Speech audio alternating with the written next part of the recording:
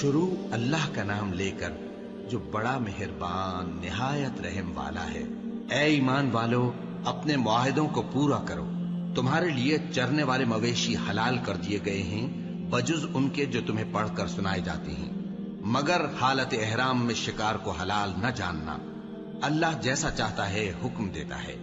مومنوں، اللہ کے نام کی چیزوں کی بے حرمتی نہ کرنا، اور نہ ادب کے مہینے کی، اور نہ قربانی کے جانوروں کی، اور نہ ان جانوروں کی جو اللہ کی نذر کر دیے گئے ہوں کہ جن کے گلوں میں پٹے پڑے ہوں، اور نہ ان لوگوں کی جو حرمت والے گھر یعنی بیت اللہ کو جا رہے ہوں اپنے پروردگار کے فضل اور اس کی خوشنودی کے طلبگار بنے ہوئے۔ اور جب احرام اتار دو تو پھر اختیار ہے کہ شکار کرو، اور کچھ لوگوں کی دشمنی اس وجہ سے کہ انہوں نے تم کو مسجد حرام سے روکا تھا تمہیں اس بات پر آمادہ نہ کر دے کہ تم زیادتی کرنے لگو۔ اور دیکھو، نیکی اور پرہیزگاری کے کاموں میں ایک دوسرے کی مدد کیا کرو، اور گناہ اور ظلم کی باتوں میں کسی کے ساتھ تعاون نہ کرو، اور اللہ سے ڈرتے رہو۔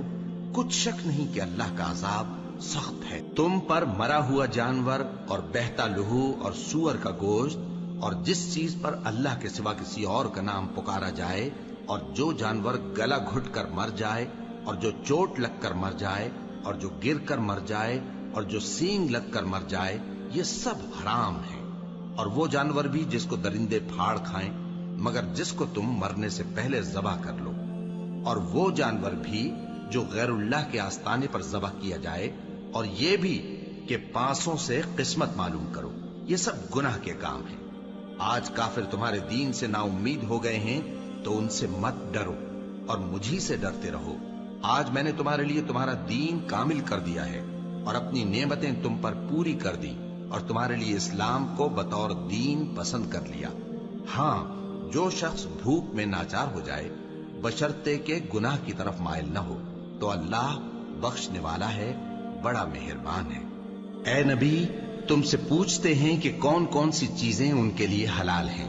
ان سے کہہ دو کہ سب پاکیزہ چیزیں تم کو حلال ہیں، اور وہ شکار بھی حلال ہے جو تمہارے لیے ان شکاری جانوروں نے پکڑا ہو جن کو تم نے سدھا رکھا ہو، اور جس طریق سے اللہ نے تمہیں شکار کرنا سکھایا ہے اس طریق سے تم نے ان کو سکھایا ہو۔ تو جو شکار وہ تمہارے لیے پکڑ رکھیں اس کو کھا لیا کرو، اور شکاری جانوروں کے چھوڑتے وقت اللہ کا نام لے لیا کرو، اور اللہ سے ڈرتے رہو، بے شک اللہ جلد حساب لینے والا ہے۔ آج تمہارے لیے سب پاکیزہ چیزیں حلال کر دی گئیں، اور اہل کتاب کا کھانا بھی تم کو حلال ہے، اور تمہارا کھانا ان کو حلال ہے، اور پاک دامن مومن عورتیں اور پاک دامن اہل کتاب عورتیں بھی حلال ہیں۔